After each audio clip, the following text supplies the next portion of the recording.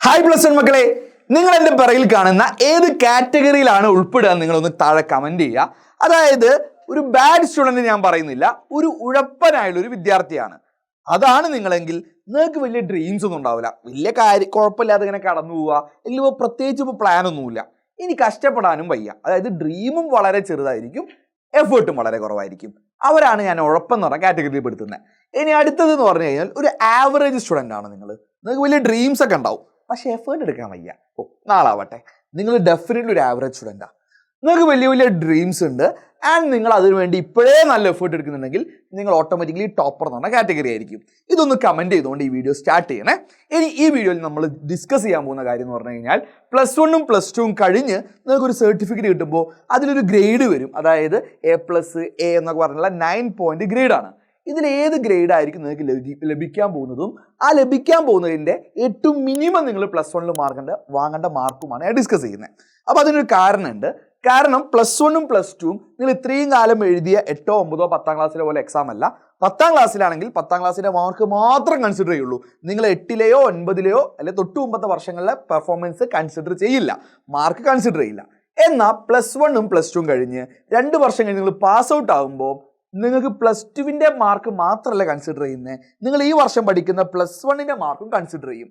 അപ്പം ഈ പ്ലസ് വണ്ണിൻ്റെ മാർക്കും പ്ലസ് ടുവിൻ്റെ മാർക്കും കൂടി ടോട്ടൽ രണ്ടും കൂടി ആഡ് ചെയ്തിട്ട് 200-ൽ മാർക്ക് നിങ്ങൾക്ക് കിട്ടും.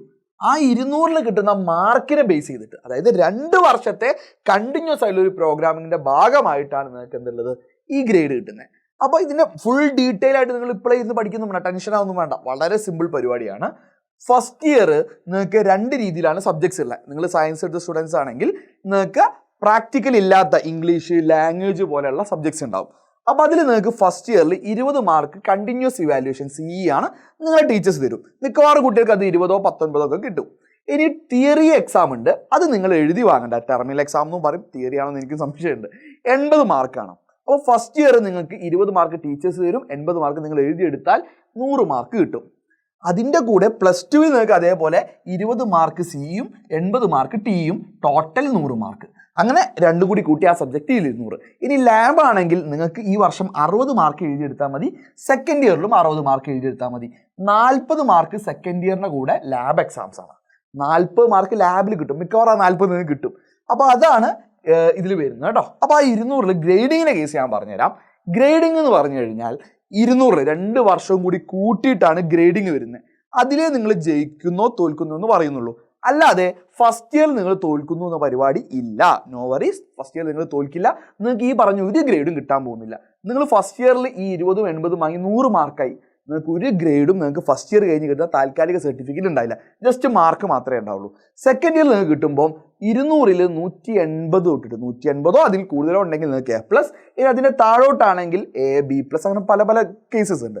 ഈ നിങ്ങളുടെ പ്രധാന സംശയങ്ങൾ ഒന്ന് A+ കിട്ടാൻ വേണ്ട മാർക്ക് ഞാൻ പറഞ്ഞു, 180 വാങ്ങണം. എത്രയിൽ?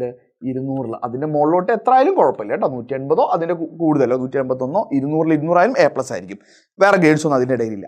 ഇനി ഇത് അതിൻ്റെ താഴോട്ട് 160 മുതൽ 179 വരെ A ആണ്. അങ്ങനെ താഴോട്ട് പോയിട്ട് പാസ്സാകാത്ത കേസിൽ, അതായത് തോറ്റു എന്ന് വരെ എനിക്ക് ഇഷ്ടമില്ല, not eligible for higher studies എന്നാണ് നമ്മൾ പൊതുവെ ഉപയോഗിക്കാറ്. അതായത് നിങ്ങൾ തോറ്റു നമ്മളെ പച്ചമലയാളത്തിൽ പറയണമെങ്കിൽ പറയാം, നിങ്ങൾക്ക് മനസ്സിലാകാൻ വേണ്ടിയിട്ട്. അത് ഏതാ കേസ് എന്ന് വെച്ച് കഴിഞ്ഞാൽ നിങ്ങൾക്ക് D ഗ്രേഡ് കിട്ടിയാൽ, അതായത് നിങ്ങൾ പാസ്സാവാൻ വേണ്ടിയുള്ള, അതായത് eligible for higher studies, basically നിങ്ങൾ പാസ്സായി എന്ന് പറയുന്നത് നിങ്ങൾക്ക് മിനിമം D+ ഗ്രേഡ് വേണം. അതിൻ്റെ കണ്ടീഷൻ നിങ്ങൾക്ക് 60 മുതൽ 79 മാർക്ക് വരെ മതി. അപ്പോൾ ചോദിക്കും, അയ്യോ അത്ര മാർക്ക് പോരെ, ഈ 2 വർഷം കൂടി അത്ര മാർക്ക് മതിയോ? പോരാ, അങ്ങനെയല്ല. അതിൽ പ്രത്യേകം പറയുന്നുണ്ട്, എന്താ അറിയോ, ഒരു കണ്ടീഷൻ പറയുന്നുണ്ട്. ആ കണ്ടീഷൻ എന്ന് പറഞ്ഞു കഴിഞ്ഞാൽ നിങ്ങളുടെ തിയറി എക്സാംസ്, അതായത് ഫസ്റ്റ് ഇയറിൽ എത്ര ഉണ്ടായിരുന്നു തിയറി എക്സാം? ഫസ്റ്റ് ഇയറിൽ 80 മാർക്ക് ലാബ് ഇല്ലാത്തതിനും ലാബ് ഉള്ളതിന് 60 മാർക്കും ഉണ്ട്. സെക്കൻഡ് ഇയറിൽ അതേപോലെ 80, 60 ഉണ്ട്. ഈ 2 വർഷത്തെ മാർക്ക് രണ്ടും ആഡ് ചെയ്തോ, 80+80 എത്ര ഉണ്ടാവും? 160 മാർക്ക് ലാബ് ഇല്ലാത്ത വിഷയങ്ങൾക്കുണ്ട്. അതിൻ്റെ 30% മിനിമം നിങ്ങൾ വാങ്ങണം, എഴുതി വാങ്ങണം, എന്നാലേ നിങ്ങൾക്ക് പാസ്സാവുള്ളൂ. പലർക്കും തോന്നും അപ്പോൾ ഈ CE വെച്ച് പാസ്സാകാൻ പറ്റുമോ? ഇല്ല. ഈ 160-ൻ്റെ 30% എന്ന് പറഞ്ഞാൽ ദാറ്റ് ഈസ് 48 മാർക്ക്. 48 മാർക്ക് നിങ്ങൾ ഫസ്റ്റ് ഇയറും സെക്കൻഡ് ഇയറും കൂടിയായിട്ട് എന്തിൽ വാങ്ങണം? തിയറി എക്സാമിൽ വാങ്ങണം. എന്നാലേ ഓട്ടോമാറ്റിക്കായിട്ട് നിങ്ങൾക്ക് ഈ പറഞ്ഞ ഗ്രേഡുകളിലേക്ക് എത്തൂ. നിങ്ങൾക്ക് 2 വർഷത്തെ കൂട്ടിയിട്ട് ലാബ് ഇല്ലാത്ത സബ്ജക്ട്സ് ആണെങ്കിൽ 80+80 അതിൽ 48 മാർക്ക് വാങ്ങിയില്ലെങ്കിൽ നിങ്ങൾക്ക് ഓട്ടോമാറ്റിക്കലി ഡി ഓർ അതിന് താഴെ മാർക്കാണെങ്കിൽ ഇ ആയിരിക്കും. ഓക്കെ, അപ്പോൾ ബേസിക്കലി അതിന് 48 മാർക്ക് വാങ്ങുന്നത് 2 വർഷം കൂടി വാങ്ങിയാൽ മതി. ഇത് ഫസ്റ്റ് ഇയറേ വാങ്ങുന്നതിനാണ് ഡബിൾ പാസ് എന്നുള്ളൊരു കൺസെപ്റ്റ് പൊതുവെ പറയാറ്. ഇനി ലാബ് ഇല്ലാത്ത സബ്ജക്റ്റ് ആണെങ്കിൽ നിങ്ങൾ 2 വർഷം കൂടി എത്ര മതി?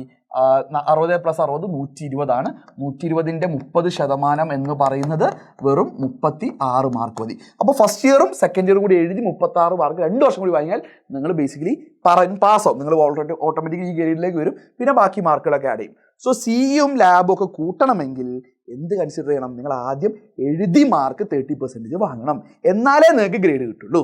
ക്ലിയർ അല്ലേ? ഇനി കുറച്ച് എക്സാമ്പിൾസ് അടക്കം ഞാൻ പറഞ്ഞുതരാം. ഞാൻ നേരത്തെ പറഞ്ഞ ഉഴപ്പൻ്റെയും ആവറേജ് സ്റ്റുഡൻസിൻ്റെയും ടോപ്പർ കേസിൽ റിയൽ ലൈഫ് എക്സാമ്പിൾ എൻ്റെ എക്സ്പീരിയൻസ് എന്നാ ഇവിടെയാണ് നിങ്ങൾ വരുത്താൻ പോകുന്ന വലിയ ബ്ലണ്ടർ മനസ്സിലാവുക. ആദ്യം ഒരു ഉഴപ്പൻ്റെ കേസ്. ഉഴപ്പെന്ന് പറഞ്ഞ ഉദ്ദേശം പറഞ്ഞാൽ അവൻ മോശം വിദ്യാർത്ഥിയൊന്നുമല്ല, പക്ഷെ അവൻ എന്ത് ചെയ്യുന്നില്ല, പഠിക്കുന്നില്ല, എഫേർട്ട് എടുക്കുന്നില്ല.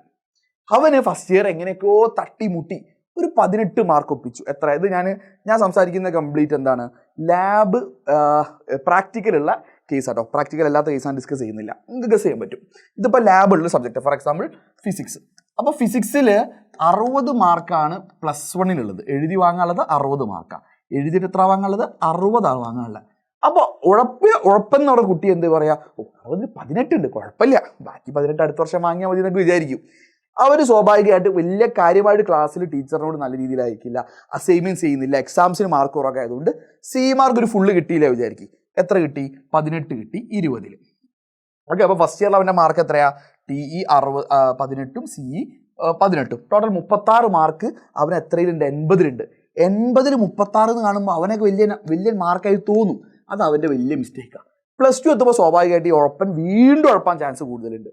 അപ്പോൾ അവന് സി മാർക്ക് വീണ്ടും 20 18 കിട്ടി. പ്രാക്ടിക്കൽ എക്സാം എങ്ങനെയായാലും 40 ഒരു 39 കിട്ടും. അവന് ഉഴപ്പനായതുകൊണ്ട് അവന് 35 കിട്ടിയുള്ളൂ വിചാരിക്കും.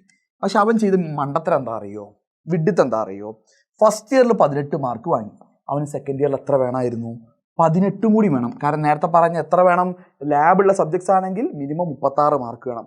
അവന് ഈ ഒരു ബാക്കി ഇവിടെ 18 മാർക്ക് കിട്ടി. ഇങ്ങനെയൊക്കെ നോക്കുമ്പോൾ അവന് ഒരുപാട് മാർക്കുള്ള പോലെയാണ് തോന്നും, വലിയ എഫേർട്ട് എടുക്കില്ല. ഇൻ കേസ് സെക്കൻഡ് ഇയറിലെ എക്സാം ടഫായി, പൊതുവേ ഉഴപ്പും ചെയ്യും. ടഫ് ആവുന്നത് +2ലാണ്. കാരണം ഫിസിക്സ്, കെമിസ്ട്രി, മാത്സ് സബ്ജക്റ്റുകളിൽ ഡബിൾ വാല്യുവേഷനും ട്രിപ്പിൾ വാല്യുവേഷനും ഉണ്ട്. അപ്പോൾ ഈ ഒരു പരിധിക്ക് അപ്പുറം കൂട്ടാൻ അല്ലെങ്കിൽ ലിബറലായിട്ട് മാർക്കൊന്നും കിട്ടാൻ പോകുന്നില്ല. അപ്പോൾ ഇത് രണ്ടും ആഡ് ചെയ്ത് നോക്ക്, അവൻ എത്ര മാർക്കാണ് വന്നേ? 18ഉം 16ഉം ആഡ് ചെയ്ത് കഴിഞ്ഞാൽ അവന് 34 മാർക്കേ വന്നുള്ളൂ എഴുതി വാങ്ങിയിട്ട്. അപ്പം അവൻ വിചാരിക്കുക അതിൻ്റെ കൂടെ ഈ പറഞ്ഞ മാർക്ക് കൂട്ടൂലേ? ഇല്ല, ഇവന് 34 ഉള്ളൂ. ഇവന് പാസ്സാവാൻ എത്ര വേണമായിരുന്നു? ഞാൻ നേരത്തെ പോലെ 36 വേണം. അവൻ്റെ ഗ്രേഡ് ഏതായിരിക്കും അറിയോ? ഈ ഉഴപ്പൻ്റെ ഗ്രേഡ് നേരെ D+. അവന് അടുത്ത വർഷം എഴുതി പാസ്സാവാനേ പറ്റൂ. അല്ലെങ്കിൽ +2ൻ്റെ ഇമ്പ്രൂവ്മെൻ്റ് ഉണ്ട്. അത് വിചാരിച്ച പോലെ നടക്കുന്ന പരിപാടിയല്ല, അത്ര എളുപ്പത്തിൽ പാസ്സാവാത്തൊരു സംഭവമാണ്. +2ൻ്റെ ഇമ്പ്രൂവ്മെൻ്റ് ഉണ്ട്. ഈ 16 വേണേൽ അവൻ ആ വർഷം കൂട്ടാൻ ചാൻസ് ഉണ്ട്, പക്ഷെ വളരെ റയറായിട്ടേ കൂടുള്ളൂ. കാരണം +2 ആണ്, അത് അതിൻ്റെ ബുദ്ധിമുട്ടുണ്ട്. അവന് D+ ഗ്രേഡ് വിചാരിക്കാം. നിങ്ങൾ ആരെങ്കിലും വിചാരിച്ചു ഇതൊന്നും വലിയ കുഴപ്പമില്ലാത്ത മാർക്കാണ് എങ്കിൽ നിങ്ങൾക്ക് തെറ്റി. ഇത് നിങ്ങൾ വരുന്ന മിസ്റ്റേക്കാണ്.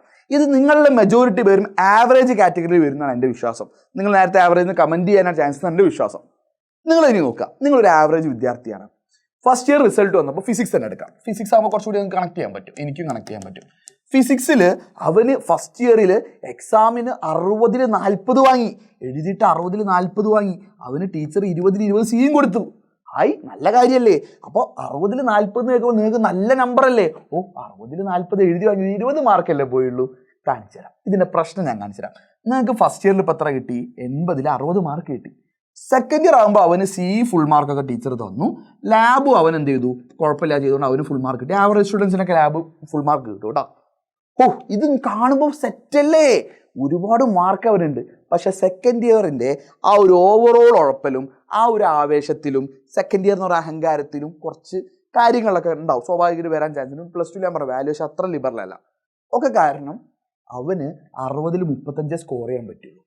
അവൻ്റെ ഗ്രേഡ് എത്രയായിരിക്കും നിങ്ങൾ ഗസ് ചെയ്യും. ഈ മാർക്കെല്ലാം കൂടി ആഡ് ചെയ്ത് എത്ര ഉണ്ടാവും? ഫസ്റ്റ് ഇയറിൽ 20 മാർക്ക് പോയി, സെക്കൻഡ് ഇയറിൽ 5 മാർക്കും പോയി. അവന് 175 മാർക്കാണ് 200ൽ കിട്ടി. അവന് A+ കിട്ടൂല, അവന് A എന്ന് പറഞ്ഞ ഗ്രേഡേ കിട്ടുള്ളൂ. ഇവന് ഫസ്റ്റ് ഇയർ വിചാരിക്കുന്ന സമയത്തല്ല, അവൻ്റെ ഫാമിലിൻ്റെ മുമ്പിൽ, ഫ്രണ്ട്സിൻ്റെ മുമ്പിൽ, അവന് പോലും വിചാരിക്കുന്ന അവൻ നല്ല സ്റ്റുഡൻ്റ് ആണ്. അവന് സെക്കൻഡ് ഇയറിൽ A+ കൂളായി വാങ്ങാൻ പറ്റും. അവന് കഴിയാത്തത് എന്തുകൊണ്ടാണ്? ഈ സെക്കൻഡ് ഇയറിൽ നിങ്ങൾക്ക് മാർക്ക് വാങ്ങുന്ന, ഞാൻ പറഞ്ഞില്ല, ലിബറല്ല, ഡബിൾ വാല്യുവേഷൻ ട്രിപ്പിൾ വാല്യുവേഷൻ ഉണ്ട്. മാർക്ക് വെറുതെ കിട്ടില്ല. അത് രണ്ട് ടീച്ചേഴ്സ് ആയതുകൊണ്ട് മാർക്ക് 10% കൂടുതൽ മൂന്നാമത്തെ വാല്യൂഷൻ പോലും പോകുന്നതുകൊണ്ട് റിസ്ക് ഉള്ള കാര്യമാണ്. ഈ സാധനമാണ് അവൻ ചെയ്ത ഏറ്റവും വലിയ മിസ്റ്റേക്ക്. +2 അവന് മാർക്ക് പറഞ്ഞാലും കുഴപ്പമില്ലായിരുന്നു. +1 ഡബിൾ വാല്യൂഷൻ ഒന്നുമില്ല. അവൻ എന്ത് ചെയ്യായിരുന്നു? അവിടെ കൂടുതൽ മാർക്ക് വാങ്ങാമായിരുന്നു. അപ്പോൾ അവൻ വരുത്തിയ മിസ്റ്റേക്ക് ഇതാണ്. ഇനി ഇതൊരു ടോപ്പറെ സംബന്ധിച്ച് പോവുകയാണെങ്കിൽ, ടോപ്പർ ആണെങ്കിൽ അവർ ചെയ്യുന്ന കാര്യം, ഏതൊരു ടോപ്പർ A+ വാങ്ങുന്ന സ്റ്റുഡൻസിൻ്റെ കേസ് നിങ്ങൾ നോക്കുക, അവരെ മാർക്ക് നോക്കിയാൽ അവർ +2 അവരെന്ത് ചെയ്തിട്ടുണ്ടാവും? നന്നായി പഠിച്ചിട്ടുണ്ടാവും. പക്ഷെ അതിലൂടെ +1 അവർ അടിപൊളിയായി ചെയ്തിട്ടുണ്ട്. ഞാൻ പറഞ്ഞു ഇതൊരു 2 വർഷ കോഴ്സാണ്. അവന് ഫസ്റ്റ് ഇയറിൽ 60ൽ 55 വാങ്ങി, സി ഫുള്ള് വാങ്ങി. സെക്കൻഡ് ഇയറിൽ സെക്കൻഡ് ഇയറിൽ അവൻ എന്ത് ചെയ്തു? CE 20ഉം ടി എത്ര ഒരു 53ആയി. ഫസ്റ്റ് ഇയറിന് അത്ര മാർക്ക് വാങ്ങി, സെക്കൻഡ് ഇയർ കുറച്ചൊന്നും കുഴപ്പമില്ല, അവന് കുഴപ്പി. 53 വാങ്ങി 60ൽ. ബാധിക്കാൻ പോകുന്നുണ്ടോ? ഇല്ല. അവന് ഫസ്റ്റ് ഇയറിൽ 5ഉം സെക്കൻഡ് ഇയറിൽ 7 മാർക്കും. പ്രാക്ടിക്കലൊക്കെ ഫുള്ളാണ്, എല്ലാം ഫുള്ള് വാങ്ങി. അപ്പോൾ ടോട്ടൽ അവൻ 7 മാർക്കാണ് പോയത്.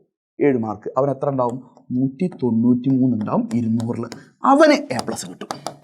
അപ്പോൾ A+ കിട്ടാൻ ഇതിൻ്റെ വളരെ ഷോർട്ടേജ് സമ്മറി പറയുകയാണെങ്കിൽ, നിങ്ങൾ ഈ സാധനം ഈ കാണുന്ന ഫസ്റ്റ് ഇയറിലെ തിയറി എക്സാം ഈ മാർക്ക് നിങ്ങൾ വാങ്ങിയിട്ടില്ലെങ്കിൽ വെരി വെരി റിസ്കി. നിങ്ങൾ ഇമ്പ്രൂവ് ചെയ്യാമെന്ന് വിചാരിക്കേണ്ട. ഈ വർഷത്തെ ടൈം ടേബിൾ നോക്കിയാൽ മനസ്സിലാവും. +1 ഇമ്പ്രൂവ്മെന്റ് എന്ന പരിപാടിയെ അവർ മെല്ലെ മെല്ലെ സ്റ്റോപ്പ് ചെയ്യാനുള്ള പരിപാടിയാണ് തോന്നുന്നു. +2 കൂടെ വേണം നിങ്ങൾ ഈ തിയറി എക്സാം എഴുതാൻ. നടക്കുന്ന കാര്യമല്ല. കാരണം +2 എക്സാമിന് ഇന്ന് +2 എക്സാമിന് നാളെ +1 ഇമ്പ്രൂവ്മെന്റ് എക്സാം ഉണ്ടാവും. അല്ലെങ്കിൽ ഇന്ന് +1 ഇമ്പ്രൂവ്മെന്റ് എക്സാമിന് നാളെ +2 എക്സാം. ആ രീതിയിലാണ് പുതിയ ടൈം ടേബിൾ. നിങ്ങൾക്കും അങ്ങനെ തന്നെ ആയിരിക്കും. ഒരു മാറ്റം ഉണ്ടാകാൻ പോകുന്നില്ല. അതായത് സെക്കൻഡ് ഇയർ എത്തിക്കഴിഞ്ഞാൽ നിങ്ങൾക്ക് ഇത് തൊടാൻ പറ്റില്ല. സി മാർക്ക് ഇമ്പ്രൂവ് ചെയ്യാൻ പറ്റില്ല. സെക്കൻഡ് ഇയറിലെ തിയറി നമുക്ക് പിടിക്കാം, പക്ഷേ ഫസ്റ്റിൽ നഷ്ടപ്പെട്ട മാർക്ക് കിട്ടില്ല. അതുകൊണ്ടാണ് എൻ്റെ ഹമ്പിൾ റിക്വസ്റ്റ് ആണ്, ദയവ് ചെയ്ത് ഇപ്പോൾ തന്നെ നിങ്ങൾ എന്ത് ചെയ്യുക? +1 സീരിയസ് ആയി കാണാം. മുന്നോട്ട് ഇനി ഒരുപാട് സമയമുണ്ട്. ഇനി നിങ്ങൾക്ക് നവംബർ മാസം സ്റ്റാർട്ട് ചെയ്തിട്ടുള്ളൂ. ഡിസംബർ ഉണ്ട്, അത് കഴിഞ്ഞ് ഡിസംബർ വെക്കേഷൻ ഒരുപാട് സമയം കിട്ടുന്നുണ്ട്. ജാനുവരി ഫെബ്രുവരിയിൽ നിങ്ങൾക്ക് ഓൾമോസ്റ്റ് സ്റ്റഡി ലീവ് ആയിരിക്കും. മാർച്ച് വരെ സമയമുണ്ട്. സീരിയസ് ആയി പഠിക്കുക. നിങ്ങൾ സ്കൂളൊക്കെ വെച്ച് നല്ല രീതിയിൽ പഠിക്കുന്നവരാണെങ്കിൽ ആ രീതിയിൽ തന്നെ പഠിച്ചോ. ഓൾറെഡി ട്യൂഷനൊക്കെ പോകുന്നവർ ആ രീതിയിൽ തന്നെ പഠിച്ചോ. നിങ്ങൾ ഇതുവരെ പഠിക്കാൻ തുടങ്ങിയിട്ടില്ല, ഒരു സപ്പോർട്ട് നിങ്ങൾക്കില്ല, നിങ്ങളായിട്ടൊന്നും പഠിക്കുന്നുമില്ല, ഉറപ്പി നടക്കുക. എഡ്യൂപോർട്ട് ബാച്ചിൽ ജോയിൻ ചെയ്തോ എന്ന് തന്നെ ഞാൻ പറയാം. ഇതൊരു പരസ്യമല്ല, നിങ്ങൾക്കുള്ളൊരു ഹെൽപ്പാണ്. ഞാൻ ഹെൽപ്പ് ഓഫർ ചെയ്യാണ്. നിങ്ങൾ ജോയിൻ ചെയ്തോ. നിങ്ങളെ സപ്പോർട്ട് ചെയ്യാൻ നിങ്ങൾക്കൊരു മെൻറ്റർ ഉണ്ടാവും. ആ മെൻറ്റർ പ്രോപ്പറായി നിങ്ങളെ ഡെയിലി പുഷ് ചെയ്ത് മോട്ടിവേറ്റ് ചെയ്ത് എങ്ങനെയെങ്കിലും നിങ്ങൾ ഈ മാർക്ക് വാങ്ങാൻ സഹായിക്കും. ബാച്ചിലിൻ്റെ ഡീറ്റെയിൽസ് ഒക്കെ താഴെ ഉണ്ടാവും. ഫോം നിങ്ങൾ ഫില്ല് ചെയ്താൽ മതി. സീരിയസ് ആയിട്ട് ഞാൻ പറഞ്ഞത് എടുത്തിട്ടുണ്ടെങ്കിൽ നിങ്ങൾ താഴെ ഫോം ഉണ്ടാവും, ആ ഫോം ഫില്ല് ചെയ്യുക. നിങ്ങളുടെ അഭിപ്രായം നിങ്ങൾ താഴെ കമൻറ്റ് ചെയ്യുക കേട്ടോ.